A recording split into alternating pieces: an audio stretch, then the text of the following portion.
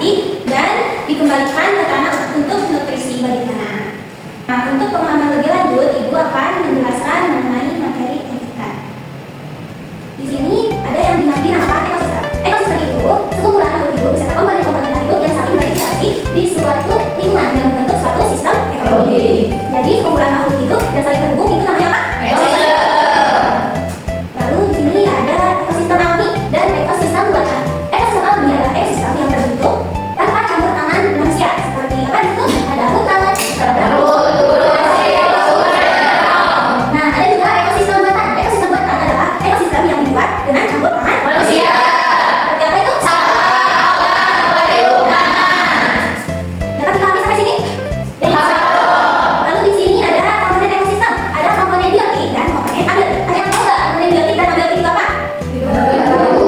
Nah, kalau komponen biotik adalah komponen yang terdiri dari makhluk hidup seperti hewan dan tumbuhan. Kalau komponen abiotik adalah komponen yang di dalamnya ada benda yang hidup seperti air dan tanah. Lanjut. Lalu di sini ada pengaruh komponen abiotik terhadap ekosistem. Ada air, udara, tanah yang menyediakan nutrisi, tempat tinggal dan kondisi bagi kehidupan. Lalu di sini ada suhu dan cahaya melalui metabolisme pertumbuhan dan adaptasi makhluk hidup. Nah, coba kalau misalnya suhunya dingin, ke kita itu akan gimana? Dingin. Lalu kalau misalnya cuacanya panas sekali, bakal gimana kita? Panas. Nah, makhluk hidup lain juga seperti itu. Jadi suhu itu mempengaruhi metabolisme seluruh makhluk hidup. Dan cahaya juga sama. Nah, lalu di sini ada simbiosis. Yang pertama ada simbiosis parasitisme. Simbiosis parasitisme merupakan simbiosis dari dua organisme yang berbeda, di mana salah satu pihak diuntungkan dan pihak lain dirugikan, seperti nyamuk dan manusia. Nyamuk mendapatkan nutrisi dari darah manusia atau darah hewan, sementara manusia mendapatkan apa?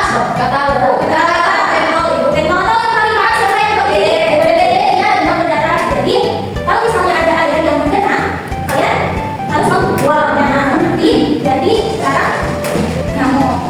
Lalu di sini ada simbiosis komensalisme. Simbiosis komensalisme yaitu di mana salah satu pihak akan diuntungkan tapi pihak lainnya tidak diuntungkan maupun tidak dirugikan. Ada ikan remora menempel pada hiu. Ada yang pernah lihat nggak? Mau lihat nggak videonya? Pernahkah kamu melihat ikan-ikan yang biasa menempel dan mengikuti ikan hiu atau ikan pari? Sekilas ikan-ikan ini mungkin terlihat menjauh dari keluasan tunai. Namun sebenarnya ikan ini bukan parasit loh, namun tidak juga menguntungkan. Hubungan ini biasa kita kenal dengan simbiosis komensalisme. Ikan-ikan yang biasa mengikuti dan menempel ikan hiu ini disebut dengan ikan remora. Dalam bahasa Inggris disebut juga dengan suckerfish. Keunikan dari ikan ini adalah memiliki alat penghisap untuk menempel kepada makhluk laut yang relatif lebih besar dari tubuhnya. Umumnya mengikuti ikan hiu, ikan parimanta. Nah, ikan ini bisa menempel di ikan pari juga, di ikan paus juga bisa menempel. Kira-kira kenapa ya ikan remora menempel pada ikan besar? Ada yang tahu nggak?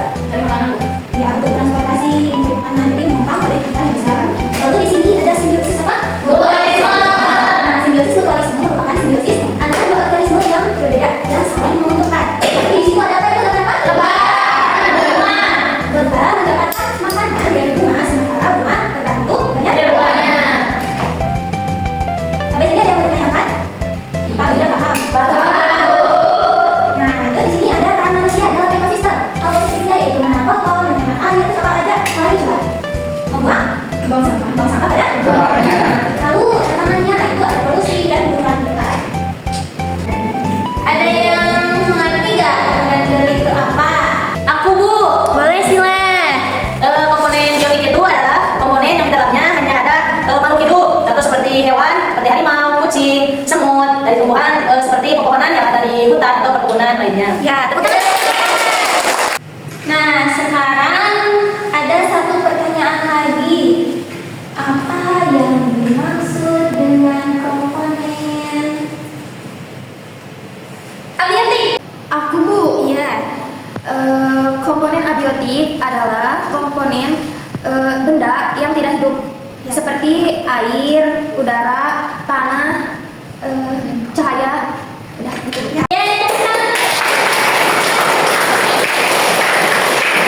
Nah, selanjutnya kita akan membuat poster. Nah, poster ini menunjukkan kepedulian kita terhadap lingkungan.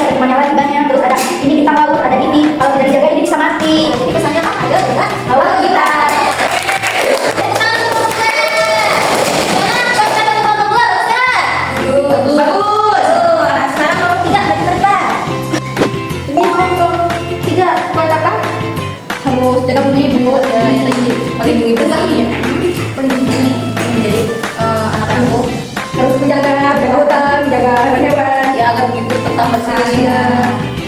Kalau sudah mana ada wah hebat banget yang berbahasa Inggris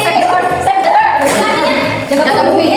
gimana kelompok 3 posternya bagus nggak? Bagus. Mana silakan kelompok 4 untuk maju ke depan. Ini kelompok 4 buat apa? Hidup lebih sehat, buang sampah pada tempatnya. Gimana untuk kelompok 4 bagus nggak? Bagus. Nah, dikarenakan materi sudah disampaikan dan poster sudah dipresentasikan tadi, ibu mau kasih satu kalian. Apa yang bisa kalian simpulkan untuk pembelajaran kali ini? Jawab. Aku Bu. Jadi pembelajaran hari ini tentang ekosistem. Nah, jadi kita harus kan di ekosistem itu banyak ada hewan, tumbuhan. Nah, itu termasuk ke dalam kehidupan kita juga. Jadi kita harus menjaga ekosistem kita seperti itu, Ibu.